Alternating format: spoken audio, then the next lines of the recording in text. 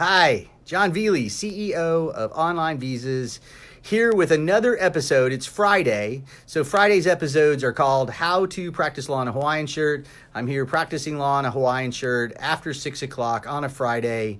That's just sad, but I'm glad to see you. I miss you guys. Wish I could see you in person, but this is my cathartic effort to reach out to my friends, clients, people I miss, and talk about immigration during the coronavirus. I see my good friend Adam from Costa Rica's here watching. Worse places to be than in Costa Rica. Isn't that right, Adam? He could just go down the beach and surf in those great waves of Hermosa. And there's JT Thatcher. JT Thatcher, football star from the University of Oklahoma. It was good to see him here. I'm sitting here having a Coca-Cola, a Mexican Coke here on a Friday because it's after 6, but actually I'm lying. Following that, I am actually drinking a beer because it's Friday afternoon.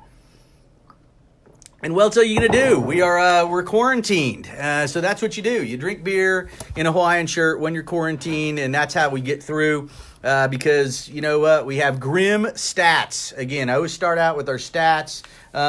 Looks like the world has now moved up, and we now have over 2 million confirmed cases of COVID-19 and 139,000 deaths. And hey, Mark Hunter, Randy Harris, good to see you.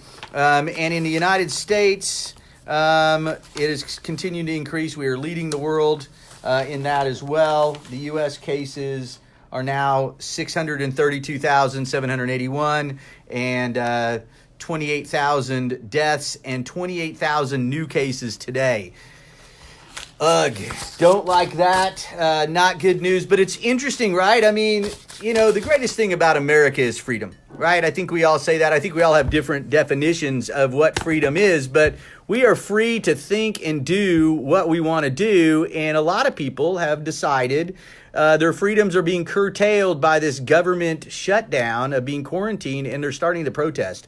Don't know what you guys think about it, but we need a little reason. I mean, the funny thing is, peculiar funny, not hilarious funny, is that all these people are coming down and they're protesting in mass numbers at these state capitals. We saw it in Michigan. We're hearing about it in Virginia and these other places where people are demanding that the government quit shutting them down. But there they are in mass numbers near each other. And, God, that's just asking for a spike in this whole thing, isn't it? I mean, how do you not believe this is really happening? You got to go on quite a limb. And the funny thing is, that some of these people do think this is happening because when they go down there to protest that the government is taking away their freedoms from being there, they're doing it with masks on, right? So how do you protest that it should be set back up if you're wearing a mask, right? So a little goofy. Now, look, on the other side of that, I get it. This is hard. This is hard on everybody. This is hard psychologically. The stress of being in this situation is on a lot of fronts. Financially, 22 million people have lost their jobs since this thing started. That is massive. That's a massive number. I learned something historical today, though, that...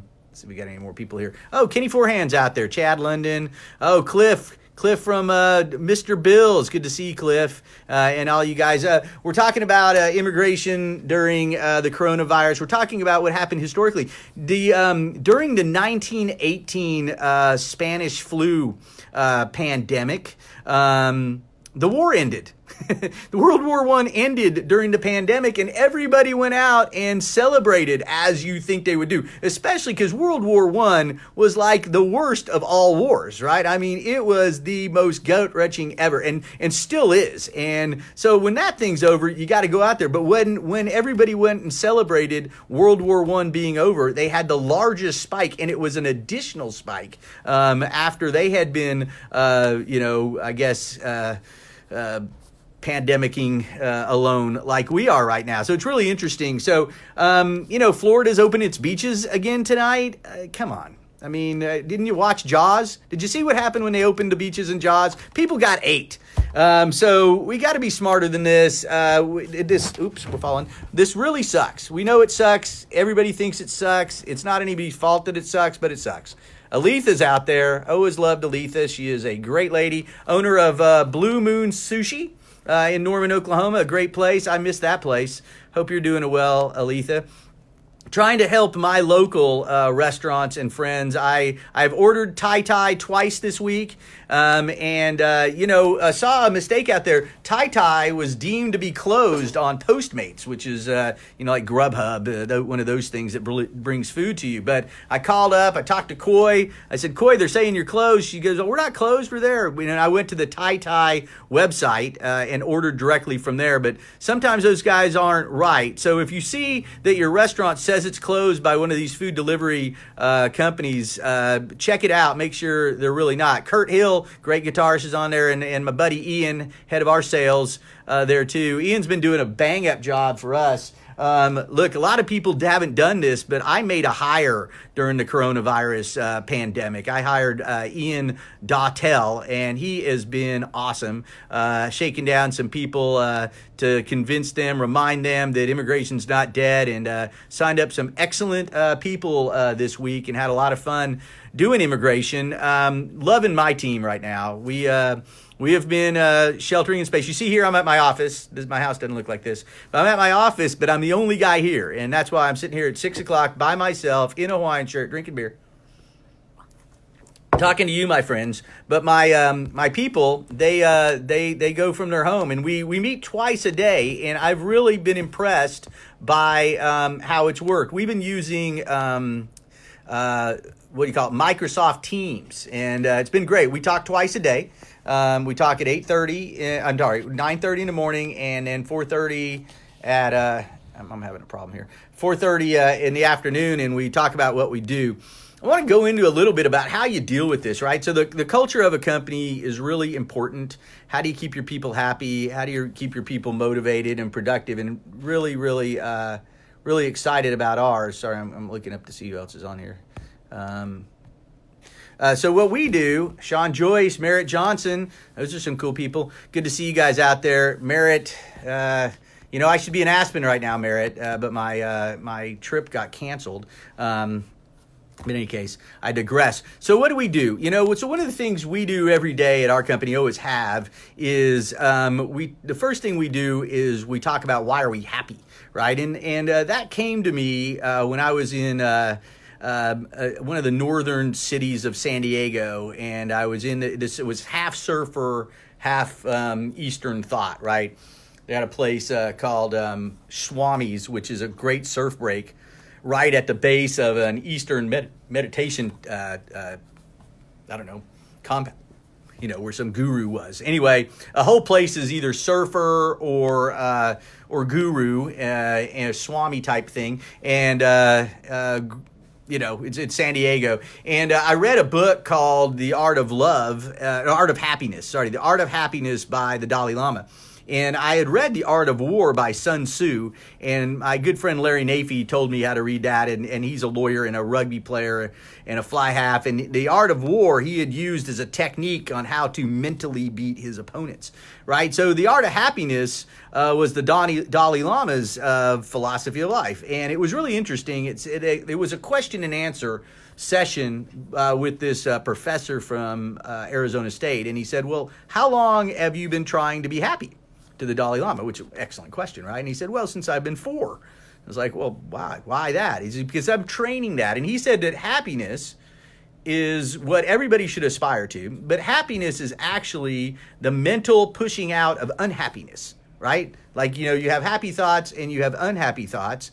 My wife is asking me, do I need to pick up the food from Masal? No, he's coming to our house. Nasir, by the way, this is giving me a plug for Nasir. Masal's of India. Nasir Guri is the owner of that restaurant, and Nasir will cook up his great tandoori foods for you. And honey, he's delivering it to the house. He should be there about 6:30. Corey McMahon, you're welcome to come over, but you must wear a mask.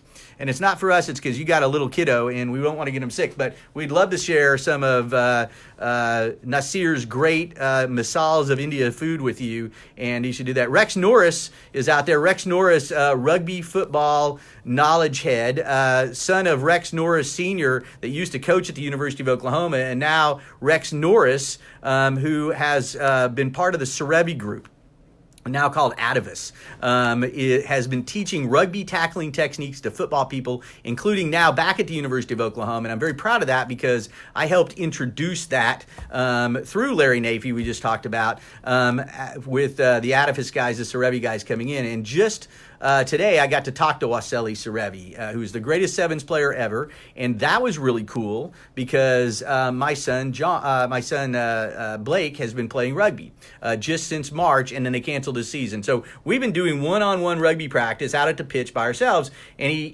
I've been teaching him in the past, teaching him to kick, and he says, "I want footwork. I want to know how to juke." And I said, "Well, I know the guy." So we turned on a video about Waseli Serevi. Now, Waseli Serevi has won 2 World Cups as a player and 1 as a coach, right? He is the best there's ever been in the game of sevens, and he is the greatest, has the greatest footwork ever, right? They call him a magician. And if you ever grew up watching Michael Jordan highlights in in basketball, Waseli Serevi are the same in rugby. So we watched this video, and I said, "You want to see something cool?" And I texted Waseli, and he texted back, and we started exchanging the stories that were going on in the video, and he was telling us before it was going to happen, and we had some really cool ones, like when South Africa warmed up in their spot and tried to tell them to move to the other side, and Waseli said no, warmed up with them and beat them to win their first World Cup. And so great anecdotes like that. Weiss is a great guy. Talked to him on the phone today, and still a big fan of his. There's Dan Ward, of the St. Louis Bombers fame, and we had a great exchange this week talking about the world's greatest rugby trophy, the President's Shoes. And then, of course, my good friend Vonda Hurd. Love you, Vonda. It's been too long since I've seen you. You got to come back up and come to Othello's once that opens back up, and all those sort of things. So, good to see all you guys on Friday. Having a beer. Hope you're having one. Please have one with me. This is a one-way conversation, but I feel like I'm talking to you when you pop in and say something.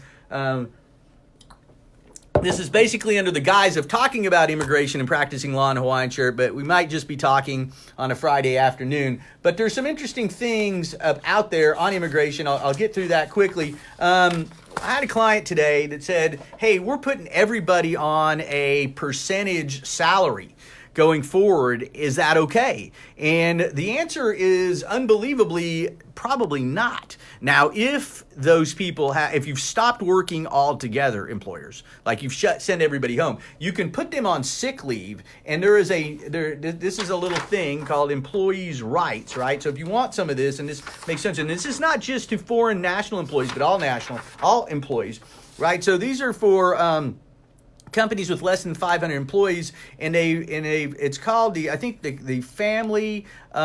Families First Coronavirus Response Act, FFCRA. All right, employers, you need to know this. You need to post this stuff and what you can do to get leave for people. But it's where you can have people go on either sick leave paid or partially paid sick leave during this period. It does apply to folks on visas as well. I got to put my eyeballs on to look at this really quickly. Sorry about this. Let's see. In general, employees of private sector employers with fewer than 500 employees and certain public sector employers are eligible for up to 2 weeks of fully or partially paid sick leave for COVID-19 related reasons. Employees who've been employed for at least 30 days prior to the leave request may be eligible up to an additional 10 weeks of partially paid expanded family and medical leave for some of the reasons, maybe such as taking care of your kid who's out of school, or things like that. So look, if you have questions on that, PM me directly and I'll share some of this. I wrote an email that was literally 5 pages long on this issue today. So these aren't simple things, but salaried employees under the Fair Labor FLSA, Fair Labor Standards Act, if a worker works at all, right? You got them at home working. If they work at all and they're on salary, you got to pay them their full salary. I mean, how about that? Doesn't seem really fair during these days, does it? But that's what it's about. And if you have any questions on FLSA is for all employees, right? So you can't just say, hey, we're going through tough times, we're going to dock everybody's pay if they're still working, right? Now, if they're not salaried employees, you only have to pay them for what they did, but you can't go below minimum wage. So there's a couple of serious things during a serious time. But that's kind of where we are on immigration, and go back to some less ridiculous things to think about. How's everybody doing out there? There's Morgan Casso, my right arm. Always good to see her. There's Ramon Samaniego, scrum half extraordinaire. Always good to talk to other Cal scrum halves. Bobby Tanaka turns up from time to time. Ramon, one of the greats, was there before me. When Ramon was there, he gets in the cover of Sports Illustrated, and everything's great. And all of his forwards weighed 5,000 pounds, and they won the national championship easy. We had to work hard for it, but I love Ramon, and thank you for noticing my Hawaiian shirt. It is I bought this in San Diego. Matter of fact, I've been practicing law in a Hawaiian shirt for quite some time, and I bought Hawaiian shirts for everybody in my firm from a used clothing store in San Diego. But in San Diego, a used clothing store means Hawaiian shirts. So there were some great ones there, and you could pick them up for like $10 a piece. And I really added to my collection, to the great frustration of my wife, who hates Hawaiian shirts. And we had that discussion last week on this show, if this is a show. I call it a show. It's just me talking into my iPhone and you guys bothering to listen to me and drinking a beer. But a show nonetheless. But in this show last week, we talked about why, or the interesting thing about how women hate Hawaiian shirts and guys like them, and other things that guys like that women don't like the Three Stooges. And is there anything else out there? Does anybody else know things that are not that obvious that men like that women don't like? Besides Hawaiian shirts, the Three Stooges. It used to be sports, but it's not so much anymore. Some of the biggest sports fans that I know are women, and they really, really get into it and they love it. So that's not one of them. We're in an interesting, evolving world when it comes to some of these what used to be gender-specific things, and that's great. So those are a couple things that have been going on that I've been thinking about. Hope you guys are doing well and that you'll have a nice weekend. It's getting nice and beautiful outside. Now in Oklahoma, the interesting thing about seasons, right, is, March is usually quite chilly. We hit St. Patrick's Day. That's a little fun. And then, the end of March and April are just fantastic. But it's early May coming up here soon. And what that means in Oklahoma is tornadoes, right? So we might have a couple of weeks at most of some nice weather, but then we'll be duck and cover. And so I'm just curious about what tornado season is going to be like in this year, because everything seems to be on steroids right now, doesn't it? And, we'll see what that delivers up. We saw a couple of places in the South get decimated, and boy, that added to some frustrations, didn't it? Where, folks who had lost their homes have to go shelter someplace, have to do it in groups, right? Because, towns were laid out, and, just some crazy things going on. In our world right now. Rick Humm's out there, great rugby guy. Keith McLean, one of my favorite humans. Keith and I participated playing for the U.S. Classic Eagles in rugby at the World Rugby Classic, and Keith and I were the first two guys to touch the ball. He was first, I was second, in the fastest try ever when we beat France 40-20, and we scored in the first 8 seconds. And our good friend Moley, Mike Engelbrick, scored the try on the wing. And we went to beat France, and it was good stuff. Kim Friedemann, old friend, great person, great singer, used to be in the famous Fill in the Blanks band back in the days of, we saw Vonda Hurd on here, had some good times in those days. And Kim has fronted a Pretenders band for a number of years, and just a really cool lady. And I tell you, has been a real interesting advocate against prison sentences in the African American community, and really appreciated some of her dialogue on that subject, and really trying to dig into these really, really hard issues, which if you think about them too long, really start to hurt you, about your whole outlook on life and those sort of things. And I was proud of her to kind of dig in on some of those subjects and get to it. So that was cool. So it's good to see all you guys. Eric Frog Lescar. And then, of course, Paul the Goat Riddle is back. Always great to see you, Goaty. Hope you guys are having a great time. What's up on your respective weekends? I mean, Fridays aren't Fridays anymore, are they? I mean, Fridays are the last day you kind of worked with your family around, but then you're just going to sit around and maybe not have work in the same place, right? I mean, it's really surreal what we're going through right now. We were talking earlier about, people are getting pretty frustrated, right? I mean, they're protesting, they want to get back to work, all these other things, and oh man, the PPP. I tell you, did you guys, if you have a company, did you put your loan in? Because the money's gone, and at my bank, it was the weirdest thing. So in my office here, I'm actually in a bank's building. And so I want this to be my bank. I don't want another bank. And my bank went through a merger, and it couldn't loan the money when the rest were, and I was getting hit up by other banks. But if I went to the other banks, they're going to ask me to move my accounts, and they want to move my accounts. I wasn't, I like the people at my bank, but it's because it's downstairs, right? I mean, that's a simple thing. Nothing worse than having to go across town to a bank. So anyway, I got it in the stuff on Friday. They didn't put it in till Monday, and then I emailed the guy and I said, "Look, I'm hearing that they're going to run out of money." So they got it in. Apparently, how it works, right, is that they reserve the money for you and then finish it up. So the guy told me, my banker told me that they had reserved the money for me. We have it. They just have to do a couple things on their end, and we should be able to get it. It'll be interesting to see how much it is, though, because I've heard a lot of horror stories. How it ended up working is I could only do it for employees, could not do it for subcontractors. We have a few. And you can add on your benefits, like health benefits and your payroll, taxes and things like that, and that sort of thing. So that's how it's got. Cody said he got his funded Thursday and then saw funds gone.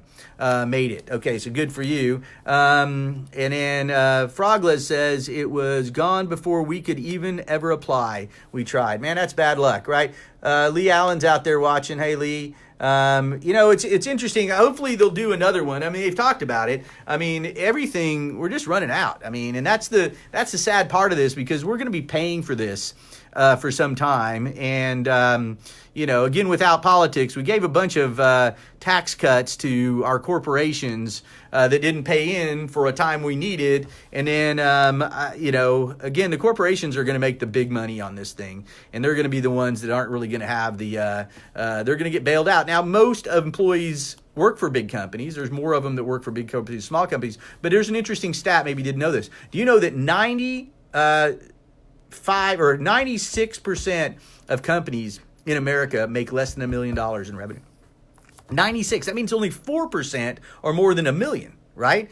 And then it gets smaller and smaller and smaller. And that's why you think about the 1%. So the really big companies, and so the small businesses are 500 employees or less, right? So, I mean, $1 million in revenue are for companies about 10, maybe 12 employees, not much more than that, right? So 500 employees means, a lot of these are small business, and everybody had to share about 350 million, right? And it went away like that, right? It was gone. I mean, one stat before I even put in was 70% of small businesses under that definition in America had put in for this loan. I mean, think about it. So what's next? There's some battling on Capitol Hill. Not going to get into the politics again of it, but they're trying to, how much money is going to go to who, where's it going to go? And of course, both sides are always putting in something about trying to help out somebody who's lobbying them, right? I mean, we had a conversation about that today. I mean, it's professional bribery is what the lobbying system is. You pay a guy who goes and talks to a politician, and they pay the politician a donation or whatever so that they can get whatever, right? I mean, so that's why you always see these things put in there. It's not that it's some accident. It's like somebody's knocking on the door of these guys and asking them, can you do this? Can you do this other thing? And that's what's going on. It's pretty interesting. Another thing I wanted to talk about, right, is Okay, so we found out today, not surprisingly, that China lied about the amount of people that had the coronavirus. News flash, right? Okay, so they lied. So that's what governments do. And what's the takeaway from that? Is China bad? Yeah, they're bad for lying about this. But what's also, I think, our real takeaway is one of the reasons China could lie about the virus is that China doesn't have free press, right? There are no people in China that are digging up whether or not they lied or didn't and putting it all over the internet, because they locked that down a lot, or in newspapers where everybody can read it. So really, we have freedom, right? This is the great thing we have is freedom, that we have the press. So quit complaining about the press. The press is going to dig stuff up. The press is going to say stuff. Now, here's what's really happened. The fairness doctrine. The fairness doctrine was a law that existed until the Reagan administration that allowed, that said if you were a news organization, you had to tell the truth. You couldn't not tell the truth. Well, that got removed, and that's what allowed Rupert Murdoch to start Fox News, all right? So Fox News had opinions and could tell mistruths as the news and not get in trouble, which instead of having somebody just continue to do the news, meaning you had to counter that. And that's why we have MSNBC, which is a direct opposite of Fox. They just spin it from the left side. And then groups like CNN decided they couldn't stay in the middle, so they went to the left side, right? Now, regular news is still there. Your local news is just regular news. A lot of time the national news, like MSNBC, is slanted, but NBC isn't. Hey, Joel Schiffman, aloha to you. So when the fairness doctrine went out, you know, the news is no longer unbiased. It's completely biased. And you know what? This is also not a news flash. Everybody knows that, right? Everybody knows that if you want right slanted news, go to Fox. If you want left slanted news, go to MSNBC or CNN, right? That's what you do. So you find that out. And so what this deal is that China is lied. But China lied because they don't have the press to do that. Now, we would lie too. Our government officials would lie, right? They would. They would like us to know that this isn't a big deal, that we should go back to work, and for valid reasons. They don't want to see the economy topple, right? They understand that, and that's what they're trying to do, right? So, I mean, at the end of the day, does it really matter that China lied? Does it really matter that our guys tried to lie? What we really should be doing is, instead of blaming people, is we need to work with China. Putting a barrier that people from China can't get in didn't stop people from China getting in. It didn't. It didn't stop Americans from coming back. It didn't stop any of the trade of all the things from China coming over, right? Which was that whole concept in The Simpsons of how that version of the coronavirus started. The Simpsons, who always predict everything, was you know, something came over, a guy coughed into it and got everybody sick, right? So in any case, you know, it's not that. We need to be working with China. China is not the enemy. China is a country that is going through this too, except they've been going through it longer and they've already peaked and they're trying to figure out how to reopen. So what we really should be doing, one man's opinion, is working with China. We should have our doctors talking to their doctors. We should be funding the WHO to get as much information to people in China and the United States and everywhere around the world. We should have all the doctors from around the world communicating with each other. Our government should not be fighting this concept. We should be fully funding or overfunding our respective CDCs. We should be sharing this information. We should be trying to find a way to get to the end and stop this thing from continuing on. There's my public service announcement. That's what I think. But if you want to blame China, go right ahead. I don't think China's going to care, and that's what it is. Cullen Gordon's out there, 3-try guy. Good to see him. We got Barbara Wilkinson and Blaine Trimmel, the Bouge, home of one of the best dunking basketball nets ever. We really missed playing on that as a kid. So I'm Jon Velie. I am drinking a beer with you on a Friday afternoon. About to go home and have masalas of India that is being delivered to my house. It's great to see Nasir cooking that delicious food back up. I hope you guys have a fantastic weekend. If it is a weekend, enjoy your week. Blur's Day through Blur's Day, and hopefully we'll be out of this soon, and we'll be coming out and reopening everything. Hopefully we don't see another spike, but be smart. Don't go protest and be around a bunch of people right now. You're just going to get yourself sick or get somebody else sick. Be careful. Be safe. Love every one of you. Take care.